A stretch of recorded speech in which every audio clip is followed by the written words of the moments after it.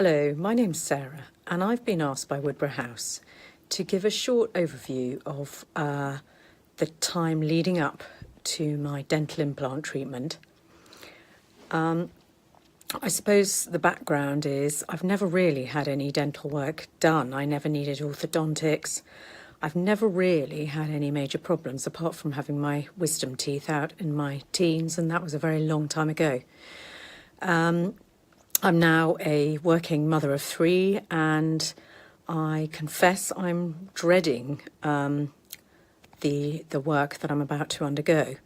I've never minded the dentist, I've never minded going, but I have to say that having had a cracked molar, upper right molar, about 6 months ago, I slightly changed my view of going to the dentist.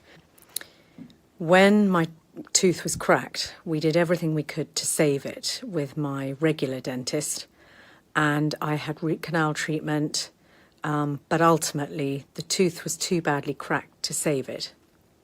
And I went for a second opinion at Woodborough House, and Nick and Sarah were both extremely helpful and great with their advice that really the tooth could no longer be saved. The crack was too bad and I had to have the tooth extracted. So now, again, on their advice, I have decided to go for an implant.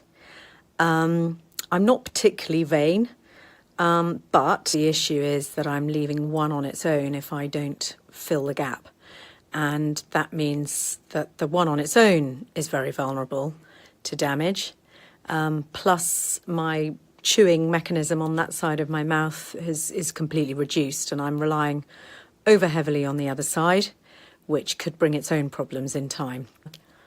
It's, of course, the top right sitting a hole up there.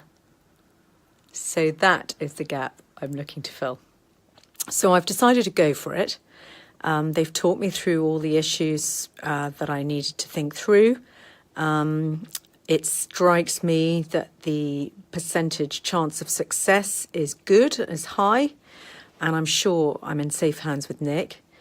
So I am nervous, and I'm dreading the first part of the surgery, which is a few days away now.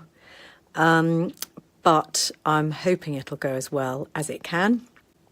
And I have sort of fully taken on board the advice that I'm going to need to really look after it post-surgery, for a couple of months until the actual crown goes in.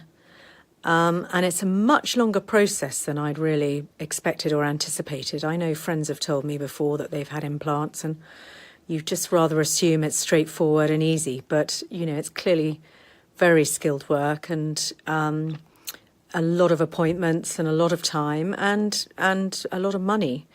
So it is a big decision for me. And hopefully all will go well this week. I will report back once I've had the surgery and fingers crossed all goes well. Hello. Well, I survived the treatment. Not feeling or looking my most glamorous. You can probably see I look a bit lopsided in the mouth and jaw department. I think that's largely due to the fact that I'm still numb and frozen on that side. But the whole procedure really wasn't so bad. As I said before, I was dreading it. But I got to the surgery today and the ladies are just so kind and nice and extremely efficient and very well prepared. They were scrupulous in their management of the drugs, the pain relief, the antibiotics, and also the cleanliness. And all of them filled me with great confidence that I was in great hands. And I genuinely mean that. They were wonderful. By the time I got into the treatment chair, I was woozy from the sedative. Which actually, you know, although it does make you feel a bit peculiar, it's great. I really did feel as if I just slept through the whole procedure. I was really pretty unaware of what was going on. I don't suppose I spoke much sense to Nick when he asked me what was going on, but That was better for me, really. A friend picked me up afterwards, which was very kind of her, and she made sure I got home safely, because really you don't feel up to much, and you absolutely can't get yourself home. But once I was home, I was fine. I just got into bed and I just slept it off. So actually, it's now the evening after having it done late morning.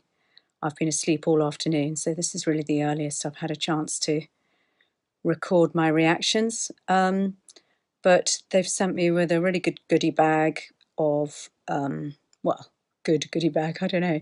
It's got all the painkillers, the antibiotics, everything I need really to try and keep comfortable.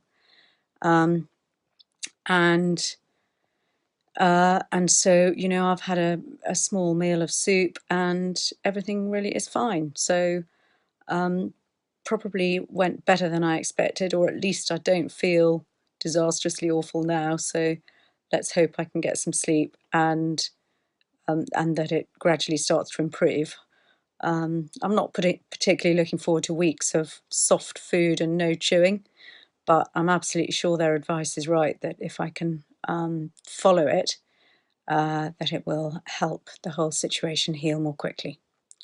So I will get back to you in a few days and let you know how things are unfolding.